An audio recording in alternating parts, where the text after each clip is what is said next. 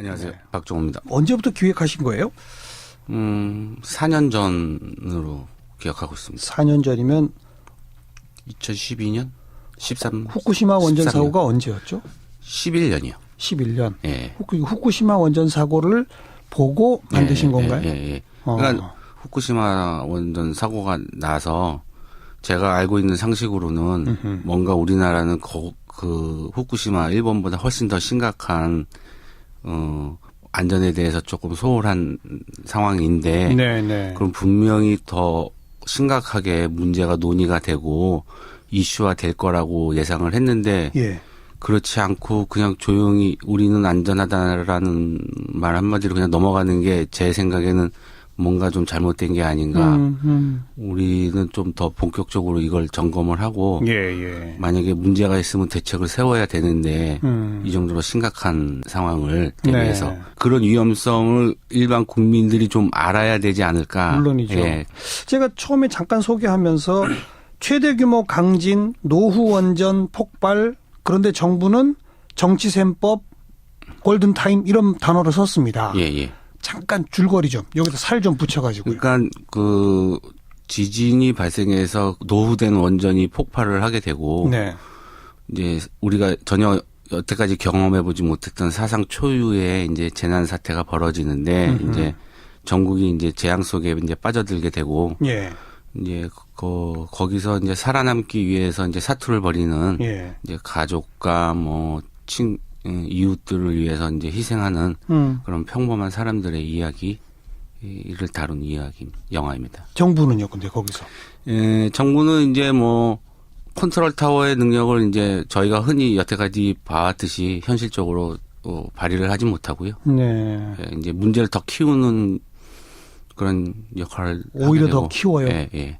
그런데 거기서 평범한 사람들이 뭔가 역량을 발휘해서 서로를 살리더라. 예. 뭐 이런 거. 예, 그러니까 뭐 제가 뭐 이게 상상의 나래를 편 게 아니고 저희가 살아오면서 이제 매번 이렇게 겪었던 이런 대형 재난 사고 때 늘 느끼듯이 도대체 정부와 국가는 어디에 있는가, 왜 우리를 보호하고 지켜주지 못하는가. 결국 여기서 알아서 살아남는 건 우리 스스로고 네. 힘없는 사람들만 희생되는 게 아닌가. 그런 뭐 자괴감이랑 막 허망함 뭐 이런 분노 이런 거를 늘 느끼면서 살아왔고 네네. 매번 반복만 될 뿐이지 개선은 안 돼 왔잖아요. 네. 우리 영화도 이제 그 현실의 이야기를 하는 거니까 그것이 또 반복이 될 거다. 네. 그리고 제가 자료를 조사한 바에 의하면 이 원전 사고는 정부가 아무리 능수능란하게 잘 방어를 해도 불가항력이다. 그렇죠. 이제 그 얘기도 이제 더 들어가 있고요. 네. 처음 시나리오 쓴 대로 제작이 됐습니까? 아니면 중간에 세월호 사건이 터지고 네. 뭐 이런 일들이 터지면서 시나리오가 바뀌었습니까 혹시? 전혀 그런 거는 그런 건 없고요. 없고 처음 기획하신 그대로. 예. 저희가 이제 사실 이게 다른 영화와는 달리 이제 조금 스스로 약간 이제 그 시대, 현재 시대의 약간 공기에 네. 분위기에 약간 위축되고 그런 게 있긴 있었는데 어차피 하기로 한 거 뭐 애들로 표현하거나 피해가거나 이렇게 하지 말고 전공법으로 있는 그대로 표현하고 알겠습니다. 이야기를 풀어나가자 그렇게. 방금 표현하시기를 그 공기나 분위기상 예. 우리가 좀 이렇게 위축되고 예. 뭐 이런 표현 쓰셨잖아요. 예. 왜요? 그때가 정확히 이 정권의 딱 출범 시기였어요. 네. 그래서 정확히 얘기하자면 뭐 어떤 화가분은 그 대통령을 희화한 그림을 그렸다가 검찰 조사도 받고 그랬죠. 예, 그렇게 표현의 자유가 꽤 이렇게 억압이 돼 있었고 좀 경직돼 있었던 세상이고 사실 우리가 상식적으로 이해가 안 가는 것들이 그냥 상식인 것처럼 통하는 이제 약간 스스로 이렇게 위축되는 그런 자기 검열이 작동되는. 예. 근데 우린 그러지 말자. 이러셨다 이거죠. 예. 실제로 제작하는 과정에 외압 같은 건 없었습니까? 외압은 저희가 이제 그럴 가능성이 있다고 겁을 먹은 거는 있죠. 그러니까 개봉 시기에 극장을 못 잡거나 아니면 뭐 이런 내용을 삭제하거나 수정하지 않으면 개봉을 안 시켜주겠다. 이런 이야기들이 들어오면 그게 이제 진짜 외압이죠. 근데 저희는 그럴 일이 가능성이 있다. 이런 분위기상 이제 그거에 대해서 걱정을 한 건데 했는데 사실 제작 과정에서는 그런 외압이라는 표현이 어울리는 그런 일은 없었고 네. 다만 이제 네. 협조를 못 받는다거나 다른 영화였으면 그냥 쉽게 협조를 받았을 수 있는 뭐 어떤 공간이나 이런 예를 장소에 들어서 대한 어디요? 어디? 뭐 일단 당연히 저기 원자력 발전소는 당연히 안 해주고요. 안 해줘요. 예, 안 해주겠죠. 예. 그리고 뭐 이제 국영기업들이 운영하는 듯한 어떤 공장 시설이라든가 뭐 그리고 그 원전이 실제로 있는 인근 지역, 네. 마을 네. 이런 데는 이제 다 협조를 안 해주는 거예요. 예. 그래서 저희가 그 전국을 돌아다니면서 협조가 되는 막 이런 데를 실제로 짓고 뭐 이래가면서 찍느라고. 원자력 발전소도 찍어야 될 거 아니에요. 예. 그럼 어디 가서 찍었습니까? 그래서 저희 영화가 제일 중요한 건 원전에서 촬영한 것 같은 그 현실감이 있어야 되잖아요. 당연하죠. 그래서 협조를 못 받으니까 어쩔 수 없이 지었죠. 원전을 지었어요? 예. 원전처럼. 예. 그러니까 이제 그 엄청 거대한 시설이잖아요. 네. 그러니까 이제 그 공간은 그 정도가 확보가 되는 꽤 넓은 부지를 구해서 찾아서 거기다가 콘크리트를 진짜로 깔고 한 6층 높이까지는 저희가 실제로 짓고 그랬어요. 그 위는 이제 CG의 도움으로 이제 구현을 했고 그리고 그 안에 이제 시설물들 그런 거는 이제 실제로 저희가 다 짓고 만들었어요. 예, 그 실제 원전에서 사용됐던 부속품들을 그대로 가져다가 실제로 뭐 만든 그런 세트장도 있고. 그런 부속품은 어디서 구했습니까? 어차피 그거는 이제 납품하는 회사들이 있으니까. 그럼 납품하는 회사들은 도와줘요? 그건 어차피 수익이니까. 돈 내고 사는 거니까. 예. 그랬어요. 예. 네. 그래서 그 시설물들은 지금 그대로 있습니까? 아니면 다 폭발됐으니까요. 폭발 장면까지 거기서 다 찍으니까 그렇군요. 기획 단계에서 1년, 2년 가면서 첫 번째 세월호 사고가 터졌습니다. 느낌이 어땠습니까? 아까도 말씀드렸다시피 막 상상 속에서 막 이런 일들을 이야기에 용이하게 풀어낸 게 아니고 제가 경험하고 느꼈던 일들을 이 이야기에 담아낸 건데 제작 과정 중간에 그런 일들이 크게 벌어졌잖아요. 그렇죠. 특히나 크게. 예. 근데 확인이 되는 그런 과정이었던 거죠. 내 이 얘기가 맞았구나. 예. 내가 쓴 시나리오가 맞았구나. 예. 역시나 변한 게 없구나. 어허. 이거대로 가는 게 거짓말은 아니구나라는 이제 그런 확인은 하게 된 거죠. 사실 확인하는 게 슬펐겠어요. 그러니까 저희 영화가 지금까지 이제 개봉을 며칠 앞당긴 시점에서 돌이켜 보면 사실은 그냥 있을 법한 일 제가 이제 자료 조사를 하면서 현실 가능한 일이라고 생각을 해서 설정된 뭐 지진이나 무슨 뭐 세월호 사건 뭐 이런 거나 그런 것들이 이 과정 속에서 현실화 됐거든요. 그러니까요. 근데 제가 이 영화를 만든 이유는 이런 일이 벌어지지 않기를 바라면서 이제 만든 영화인데 이게 점점점 현실화되는 것들이 가까워지니까 그러면 이제 이 이야기가 점점 더 현실화될 가능성이 점점 더 높아지는 거잖아요. 네. 그 저는 개인적으로 더 겁이 나는 거죠. 그렇죠. 예. 거봐, 내가 맞췄잖아. 이게 아니라. 예. 그러니까 뭐 어떤 주변 분들은 뭐 예지력이 있는 게 아니냐, 멀리 내다보는 뭐 신기가 있지 않느냐, 막 이러고 이제 그걸 이렇게 좀 높이 평가해 주시려고 하는데 저는 사실 그렇게 반가운 일이 아니거든요. 그렇죠. 그리고 또 엄밀히 따지고 보면 그 시대에 그럴 법한 일들을 저는 만들었을 뿐이고 지금은 그게 오픈이 돼서 확인이 되는 거지. 네. 그 당시에도 저만큼의 인지 능력과 사고방식을 가진 사람은 충분히 이런 일들을 예상을 하거나 상상을 했을 수 있을 거라 그런 생각을 하고 있는 거죠. 경주에 5.8지 나고 예. 이 사고로 이 영화에서는 모두 몇 명 정도 희생됩니까? 정확히 그쪽 안에서 표현이 되지는 않는데 실질적으로 죽은 사람은 원전에서 그 현장에서 근무하는 사람이 한 2, 3천 명 정도 되거든요. 그중에 거의 절반 이상은 그 현장에서 즉사하고 거기서 빠져나온 사람들은 이제 뭐 병원에 실려갔어도 그 짧은 시간 안에 사망을 했을 거고 네. 영화 속에서 사망한 희생한 사람들은 뭐 한 그 정도 수준인데 사실 방사능 피폭으로 인해서 이제 저희 그 자료 조사를 이렇게 쭉 한 걸 기준으로 하면 10여만 명 이상은 이제 발병 확률이 높은 정도로 피폭이 됐을 거고 저희 영화대로 이제 그렇게 벌어졌다고 치면 동남권 일대는 방사능 영향권 안에 들어가서 최소 20km가 아마 저희가 산 모델로 한 지역으로부터 이제 대도시까지 한 20km가 이제 해운대 정도 되는데 거기까지는 이제 죽은 땅이 돼서 이제 통제 불가능한 지역으로 그렇죠. 이제 막히고 그렇게 되겠죠. 그러면 이제 특히 동남권 지역이 위험한 게 거기 우리나라 기반 산업시설이 다 있거든요. 그리고 거기가 얼마나 인구 밀집 지역입니까? 예. 네. 그러니까 그것만 생각해도 너무 어처구니 없는 일 아닌가 하는 생각이 드는 거죠. 영화 속에 소위 원전 마피아 예. 이 사람들도 등장하죠. 정확히 나오지는 않고요. 제가 거기까지 다루고 여유가 없었어요. 그러니까 그 이야기는 또 다른 누군가가 다룰 수도 있다고 보고 저는 이제 원전 사고에 좀 집중을 했고 네. 이 일에 관련돼서 의견을 내는 이제 운영자들이 조금 등장하고 그리고 살짝 이렇게 느낌만 주는 수준으로. 느낌만 나오고. 그리고 정부는 아무래도 등장 안 할 수가 없는데 정부는 우왕좌왕하거나 정치셈법 때문에 제대로 된 조치를 못 취하는 뭐 이런 식으로 나오고 평범한 사람들이 헤쳐나가는. 각자 알아서 살아남으려고 하는. 이 영화 속에도 희망이 있습니까? 우리가 아직은 늦지 않았다. 아직은 이 일을 돌이킬 수 있는 마지막 기회는 있다. 그 기회를 잡아야 된다. 우리를 위해서가 아니라 우리 다음 세대를 위해서. 그게 그렇죠. 이제 제 하고 싶은 이야기도 맞기도 하고. 그래서 아마 영화가 그냥 절망으로 딱 끝나는 게 아니고 그래도 아직은 기회가 있지 않나 하는 그런 차원의 희망은 표현을 했던 걸로 생각하고 있습니다. 기회. 기회는 아직 있다. 그러나 이거 놓치면 큰일이다. 그런 경고로군요.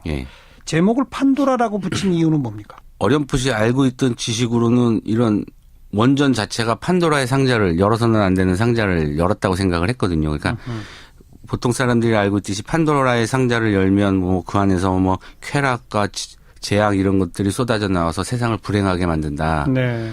이제 뭐 그런 의미로 저는 이 원전이 판도라의 상자일 것이다라고 이제 생각을 하고 제목을 지었는데 조금 더 깊숙이 들어가 보니 그 안에는 그 재앙 그런 것들만 있는 게 아니라 희망이 마지막으로 남아 있었는데 그거를 모르고 있었다. 그 희망을 찾아내야 된다. 그런 의미로 저희 영화도 엔딩을 마지막을 그런 식으로 이렇게 끝내다 보니까 절묘하게 정말 잘 맞는 제목이 아닌가 그런 생각이 들었죠. 그 영화 말미에 주인공 목소리로 이런 대사가 나온다면서요. 우리 아이들이 잘 먹고 잘 사는 나라에 살아야 할까? 아니면 안전하고 편안한 나라에서 살아야 할까? 라고 묻는다면서요. 그게 제가 이 영화를 통해서 하고 싶은 이야기입니다. 그저 잘 먹고 잘 사는 것만 추구하는데 그러다 죽으면 그러다 사고 나면 이런 얘기죠. 그러니까 제가 많지 않은 나이를 살아오면서 이 여러 가지 사회에 대한 불만과 여러 가지 이제 병폐들 뭐 그 권력자들의 뭐 이런 비리 뭐 이런 것들 그리고 뭐 시민들의 이렇게 분노 이런 것들을 쭉 종합을 해보면 제일 큰 문제는 우리는 너무 성장과 경제, 풍요 요거에 너무 언젠가부터 너무 몰두해 있고 그 외의 가치는 무시되면서 살아온 게 지금 이런 문제들로 이렇게 계속 사람의 목숨을 소중하지 않게 된 게 제일 큰 이유니까요. 맞아요. 그러니까 지금은 이제 그 진짜 제일 소중한 가치가 무언가를 이제 찾아봐야 그게 이제 우리뿐만이 아니라 우리 다음 세대 맞습니다. 특히 원전은 그 우리 때 사고가 안 나면 다행히 하고 끝낼 일이 아니니까 맞아요. 우리 자식들 우리 다음 세대를 위해서는 뭔가 우리가 뭘 위해서 살아야 되는가를 이제 생각을 해야 되지 않는가.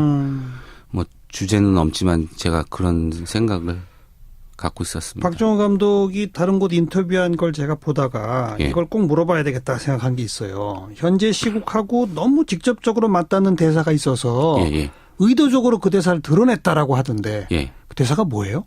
저는 그냥 저희 스토리상에 맞는 대사들을 이렇게 대통령과 뭐 이렇게 그 권력자들이 이렇게 친 대사들인데 지금은 너무 그것들이 비슷해서 지금 이 정치판에서 이렇게 그 대사를 던져도 전혀 어색하지 않은 그런 대사들이 구체적으로 예를 들어서 소감후에 대통령이 이제 어떤 권력의 그 핵심에서 밀려나서 무능한 대통령이 되거든요, 초반에. 그때 대통령이 그 수석 비서관들을 쭉 모아놓고 도대체 이 나라는 누가 이끌고 가는 겁니까라고 이렇게 하소연하는 대사가 있어요. 그래요? 예. 그리고 후반부에 총리가 상황이 너무 악화되니까 비상계엄을 선포해야 됩니다 하니까 장관들이 대통령의 재가를 받아야 됩니다. 그럴 때 총리가 대통령은 지금 판단 능력을 상실하셨어요. 그러면 그 현장에 없었거든요. 예. 그럼 장관이 그럼 대통령은 지금 어디 계십니까? 그러면 관저에 가 있거든요. 예. 그런 것도 있고 대통령이랑 그 현장에 있는 소장이랑 통화할 때 이제 대통령이 그 현장 상황을 좀 알려달라. 그런데 이제 사실은 그 소장이 그동안 어디 계셨습니까? 라는 대사가 있는데 거기에다가 막 조금 시간을 조금 더 얹었으면 훨씬 더 지금보다 더 그랬을 텐데 그런 것들은 이제 좀 자제를 하고 예. 그리고 마지막에 그 장면 전체가 편집이 됐는데 주인공이 대통령과 주인공이 현장에서 만나거든요. 한번 이제 그때 이제 주인공이 이제 그동안 쌓였던 울분을 토로하면서 대통령한테 도대체 이게 나랍니까? 네, 네. 뭐 그런 대사를 이제 화내듯이 하는 장면이 왜 이런 걸 다 드러내셨어요? 근데 저는 이 영화를 만들면서 정권을 비판하거나 사회의 부조리를 이렇게 비판하는 영화를 만들려고 한 게 아니라 올고지 이 원전에 대한 이야기를 문제? 하고 싶었고 구조상 그 통치 그 컨트롤 타워를 이 설정이 해야 되니까 그쪽 그 인물들이 등장을 했는데 영화가 나와서 보니까 그쪽의 대사들이 너무 시국과 맞닿아 있어서 예. 이런 관심들이 자꾸 이 영화를 보는 와중에 영화 바깥으로 자꾸 빠져나가니까 영화 몰입도가 떨어지고 그리고 이제 저는 개인적으로 제가 이 시국에 편승해서 이 영화를 영화 홍보에 이용을 하기 위해서 이렇게 급조한 듯한 영화가 절대 아닌데 네, 네, 그런 식으로 매도되는 게 전 너무 그 지나온 4년이 너무 억울해서 알겠습니다. 네, 나름대로 정리를 한 겁니다. 네. 아유, 아까도 우리 인터뷰 중에 나왔습니다만 참 예지력이라고 칭찬받는 것 그게 너무 슬프다. 예. 그 말씀 예. 거기에 모든 게 들어있군요. 예. 마지막 기회 놓치지 말고 이 영화를 통해서 우리가 경각심을 갖고 이 새로운 안전사회를 위해서 뭘 해야 할지 예. 원전에 대해서 어떻게 해야 할지 예. 좀 국민 전체가 생각해 봤으면 좋겠습니다. 예. 뭐 짱짱한 명배우들도 많이 나오네요. 정진영, 문정희, 김남길, 김명민 뭐 연기도 아주 좋죠. 예. 연기뿐만이 아니라 이 영화를 처음 시작할 때 그분들은 다른 영화들 여러 가지 중에 이 작품을 선택을 했는데 사실 이 작품이 예민한 문제이기 때문에 네. 선뜻 선택하기는 조금 꺼려지는 문제가 있음에도 불구하고 되게 저보다 훨씬 더 적극적으로 이런 영화는 꼭 만들어야 된다. 그렇게 의의를 두시고 참여를 해 주셔서 저는 너무 고맙게 생각하고 알겠습니다. 있습니다. 여러 가지 면에서 참 의미 있는 영화 우리 함께 보게 됐네요. 판도라 만든 박정우 감독 함께 만났습니다. 고맙습니다. 고맙습니다. 그 공기나 분위기상 우리가 좀 이렇게 위축되고 이런 표현 쓰셨잖아요. 왜요? 그때가 정확히 이 정권의 딱 출범 시기였어요. 네. 그래서 정확히 얘기하자면 뭐 어떤 화가분은 그 대통령을 희화한 그림을 그렸다가 검찰 조사도 받고 그렇죠. 그렇게 표현의 자유가 꽤 이렇게 억압이 돼 있었고 좀 경직돼 있었던 세상이고 사실 우리가 상식적으로 이해가 안 가는 것들이 그냥 상식인 것처럼 통하는 이제 약간 스스로 이렇게 위축되는 그런 자기 검열이 작동되는. 근데 우린 그러지 말자 이러셨다 이거죠. 실제로 제작하는 과정에 외압 같은 건 없었습니까? 외압은 저희가 이제 그럴 가능성이 있다고 겁을 먹은 거는 있죠. 그러니까 개봉 시기에 극장을 못 잡거나 아니면 뭐 이런 내용을 삭제하거나 수정하지 않으면 개봉을 안 시켜주겠다. 이런 이야기들이 들어오면 그게 이제 진짜 외압이죠. 근데 저희는 그럴 일이 가능성이 있다. 이런 분위기상 이제 그거에 대해서 걱정을 한 건데 했는데 사실 제작 과정에서는 그런 외압이라는 표현이 어울리는 그런 일은 없었고 다만 이제 협조를 못 받는다거나 다른 영화였으면 잠깐 줄거리 좀 여기다 살 좀 붙여가지고 그러니까 그 지진이 발생해서 노후된 원전이 폭발을 하게 되고 이제 우리가 전혀 여태까지 경험해보지 못했던 사상 초유의 이제 재난 사태가 벌어지는데 이제 전국이 이제 재앙 속에 이제 빠져들게 되고 이제 거기서 이제 살아남기 위해서 이제 사투를 벌이는 이제 가족과 뭐 이웃들을 위해서 이제 희생하는 그런 평범한 사람들의 이야기를 다룬 영화입니다. 정부는요, 근데 거기서? 정부는 이제 뭐 컨트롤 타워의 능력을 이제 저희가 흔히 여태까지 봐왔듯이 현실적으로 발휘를 하지 못하고요. 네. 이제 문제를 더 키우는 그런 역할을 오히려 하게 되고. 더 키워요. 예. 그런데 거기서 평범한 사람들이 뭔가 역량을 발휘해서 서로를 살리더라. 뭐 이런 거. 예. 그러니까 뭐 제가 뭐 이게 상상의 나래를 편 게 아니고 저희가 살아오면서 이제 매번 이렇게 겪었던 이런 대형 재난 사고 때 늘 느끼듯이 도대체 정부와 국가는 어디에 있는가, 왜 우리를 보호하고 지켜주지 못하는가, 결국 여기서 안녕하세요. 박종호입니다. 언제부터 기획하신 거예요? 4년 전으로 기억하고 있습니다. 4년 전이면 2012년? 13. 후쿠시마 원전 13년. 사고가 언제였죠? 11년이요. 11년. 예. 후쿠시마 원전 사고를 보고 만드신 건가요? 예. 그러니까 후쿠시마 원전 사고가 나서 제가 알고 있는 상식으로는 뭔가 우리나라는 그 후쿠시마 일본보다 훨씬 더 심각한 안전에 대해서 조금 소홀한 상황인데 그럼 분명히 더 심각하게 문제가 논의가 되고 이슈화 될 거라고 예상을 했는데 그렇지 않고 그냥 조용히 우리는 안전하다라는 말 한마디로 그냥 넘어가는 게 제 생각에는 뭔가 좀 잘못된 게 아닌가.